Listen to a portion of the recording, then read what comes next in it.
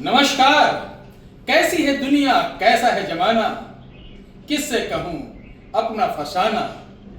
न बाप बेटे का, न बेटा बाप का, न बेटी माँ की, न माँ बेटी की, न पत्नी पति का, न पत्नी पति का और न पति पत्नी का।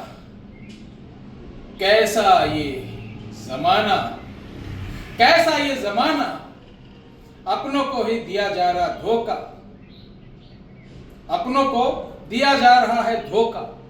प्रेमी संग अपने ही शौहर का, अपने ही पति का किया जा रहा है कत्ल।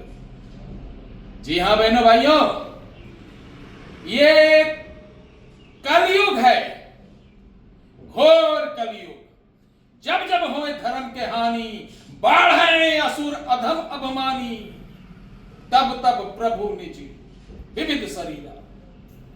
समय आ गया है, हर युग में राक्षस थे, हर युग में पापी थे, और जब जब पापियों का अत्याचार बढ़ा, नया अवतार हुआ।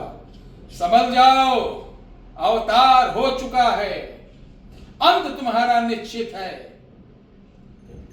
ये कोई फिल्मी डायलॉग नहीं है, यकीन मानो 30 साल के अंदर बहुत कुछ बदल जाएगा, बहुत कुछ बदल जाएगा। तो जितना जीवन है हमारे परिवार का, जिन्होंने आपको जन्म दिया, धिक्कार है आपके ऊपर अगर जिन्होंने आपको जन्म दिया उसको आप ठुकराते हैं, उनको आप गरियाते हैं, उनको आप दुत्कारते हैं। जो 2 पैसे की संस्कारहीन औरत जो आपके अपने माता पिता से अलग कर देती है, पता नहीं उससे पहले कितने परपुरुषों के अंग संग रही हो, उसके आप तलवे चाटते हो, नर्क के भागीदार बनोगे दुष्टों। और अंत में आप ही लोग कभी नीले ड्रम में, कभी सांप से डसाए हुए, कभी फांसी लगाए हुए, कभी चाय में जहर दिए हुए, बहुत तरीके के 1 महीने के अंदर आपने ऐसी खबर पड़ी होगी। मेरा उद्देश्य इस वीडियो को किसी को आहत करना नहीं, बल्कि जागृत करना है कि संयुक्त रहो, प्रेम से रहो। अगर बात नहीं बनती है तो तुम अपने रास्ते, मां बाप को बिल्कुल ना छोड़ो। अगर मां बाप को आप छोड़ते हो तो आपसे बड़ा नपुंसक, कायर और दोगला कभी कोई इस धरती पर नहीं देखा जाएगा। और तुम्हारे बच्चे भी तुम्हारे साथ इतना बुरा बर्ताव करेंगे कि आप ऊपर वाले से रो रो के माफी मांगोगे, तब भी माफ नहीं किए जाओगे। तो परिवार को अपने एक साथ रखने के लिए आज मैं जो उपाय बताने जा रहा हूं, आपका बेटा हो, नाती हो, पोता हो, दादा हो, दादी हो, आपके घर में जितने भी रहने वाले हैं, सब एक दूसरे से प्रेम करेंगे। सिर्फ आपको जो मैं आज बताने जा रहा हूं ध्यान रखो, कर लेना, नहीं तो दुआ ताबीज के चक्कर में पड़ोगे। मेरी बेटी कहना नहीं मानती, मेरी बहू मुझको गाली देती है, ये ताबीज घोल के पिला देना, इसको लटका देना, इसको जला देना, इसका धुआं दिखा देना, इसमें आदि जीवन का सत्यानाश कर लोगे। थोड़ी सी मेहनत करिए।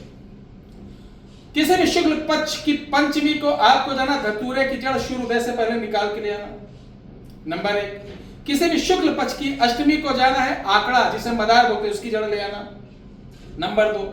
किसी भी कृष्ण पक्ष की पंचमी को आपको जाना है, आप जानते हैं आम की जड़ ले आना। किसी भी कृष्ण पक्ष की अष्टमी को जाना है, आपको शमी वृक्ष की जड़ ले आना है। आप किसी भी पूर्णिमा को जाना है, आपको पीपल के वृक्ष की जड़ ले आना। इन 5 जड़ों को एक छोटे से तांबे के लोटे के अंदर धर के, यानी आपको धुल लेना है। गंगा जल से आप मुस्लिम भाई हो तो आबे जमजम से धुल लो।